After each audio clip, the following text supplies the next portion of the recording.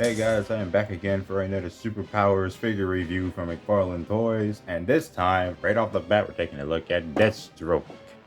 So I went back to Walmart last night, literally like hours after I got in the Nightwing figure. I decided to just wait all the way after working, just go straight to Walmart before they started closing and just pick up the Deathstroke figure immediately because, just had to. And not to mention, I obviously like Deathstroke, but I haven't really seen much of Deathstroke throughout the coming years. The only appearances that stick out to me the most is obviously SLADE from Teen Titans, played by Ron Perlman. And then we have the current SLADE that's in My Adventures with Superman. I really love him. But then again, he's called Deathstroke, but he's still called SLADE, so I'm so used to that. He's a pretty cool looking figure, and it's basically based on his retro design rather than any of his modern designs, which I do like better, but at the same time, he's still a pretty cool looking figure. I decided to buy him because of that. So of course, taking a closer look at the packaging, we already know the aesthetic of the Superpowers line from McFarlane Toys, basically paying homage to the Superpowers collection from Kenner. Really loving that design, obviously. And then we have the retro style art of Deathstroke right there, and the old classic McFarlane Toys logo down there. Looking at the backside, basically the same as most of the other packages with the typical logos, the aesthetic, and the other figures to collect, the character's name and bio right there, and the vehicles you can get, and there, that is it. Let's go ahead and open SLADE after the package. After a bit of elbow grease to putting that sword on him, he's out of his package, and he does look pretty good in person. This is obviously based on his retro design, rather than any of his modern designs, like I said before. And regardless, he just looks pretty cool. It's just really liking this figure's colors and everything popping out. And this is his mask, his head right here, the head sculpt. Looks pretty nice, matching how he looks in the artwork design of the box and obviously his comic design. The detailing of the figure is just as good as you expect from these figures. Also, and the scales on this particular part of his suit is nicely detailed. They do kind of remind me of Aquaman, but I haven't even gotten the figure yet. Wouldn't really go much into detail on how that figure would look like, to be honest, because I don't know that much. But seriously though, this figure does look pretty nice. And he's got the nice detailing on the belt right there. His undergarments basically being on the outside rather than on the inside, obviously. But this is obviously a different design. And it's got that really nice physique as well. The big, beefy, Kenner-esque physique. Got his gloves. Then underneath, you have his knife over here. A sheath for the knife, but it's entirely sculpted in. There's no sheath for the sword. But then again, really not that much of a deal breaker.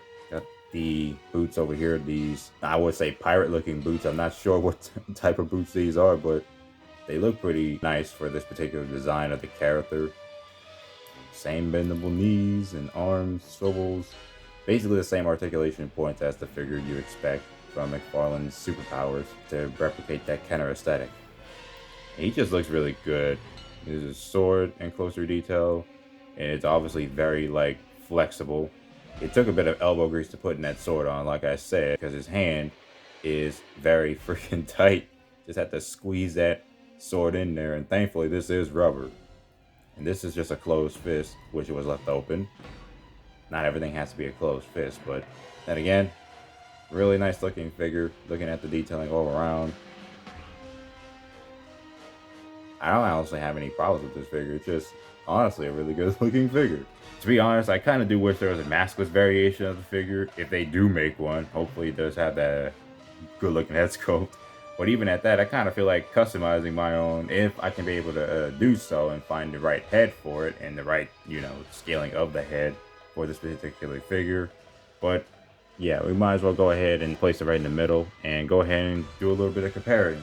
Here's SLADE right next to Retro, Batman, and Nightwing over here that I previously reviewed. I personally still think the Nightwing figure is really freaking good. Still easily one of my favorite Superpowers figures. But they all look pretty good together. They all scale up nicely, though Batman should be a bit taller. Here he is right alongside two Dark Knight Collection figures, Batman and Joker. Look pretty nice together. Obviously, once again, the colors popping up on the Joker figure and the Deathstroke figure, they just match very well. I love vibrant colors. Here he is right alongside two Batman Forever villains that I absolutely adore, Two-Face and Riddler, looking really great together. My two Val Kilmer Batman figures that I have, they basically towering over him, especially the custom one on the right. Two Batman Forever Robin figures right alongside, looking pretty good. Two Batman and Robin action figures, Robin and Batgirl. looking pretty great together. And my last two figures here, Mr. Freeze and Poison Ivy from Batman and Robin. You know, I think I'll end this review off of the McFarlane Toys Superpowers Deathstroke figure. It's so far simple and straight and done that the figure is pretty good. I definitely do like this figure just as much as Nightwing, but I still like Nightwing more.